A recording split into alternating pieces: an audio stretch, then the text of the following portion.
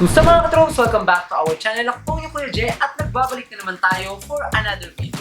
For today's video guys, samahan niyo ako sa isang masayang paglalakbay dito sa probinsya ng Bataan. Isang lugar na puno ng kasaysayan, magagandang tanawin at kakaibang karanasan. Ang Bataan ay matatagpuan sa Central Luzon, isang lugar na mayaman sa kasaysayan at kultura. Unang-una sa ating listahan, ang Mount Samat Shrine. Nakatayo sa itaas ng Mount Samat ang dambana ng Kagitingan. Isang monumento na nagpaparangal sa mga bayani noong World War II. Dito, makikita ninyo ang magagandang tanawin ng buong probinsya. Sunod, ang Las Casas Pilipinas de Ocosar. Isang open-air museum at heritage resort na nagpapakita ng mga lumang bahay at istrukturang Pilipino mula sa iba't ibang bahagi ng bansa. Dito, mararamdaman nyo ang kasaysayan habang naglalakad sa mga kalsadang pato. Para sa mga mahilig sa kalikasan, huwag palampasin ang Pawikan Conservation Center sa Morong Bataan. Dito, matututunan natin ang kahalagahan ng pangangalaga ng mga pawikan.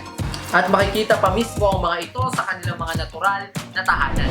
Ang Bataan National Park naman ay isang paraiso para sa mga mahilig mag-hiking at mag-camping.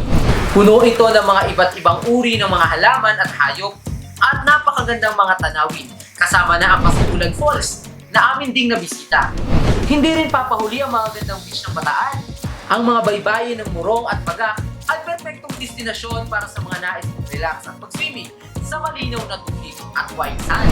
Siyempre, hindi magiging kumpleto ang ating paglalakbay kung hindi natin matitikman ang mga lokal na pagkain ng Bataan. Subukan ang kanilang sikat na mga tinapa, longganisa at iba pang masasarap na putahe.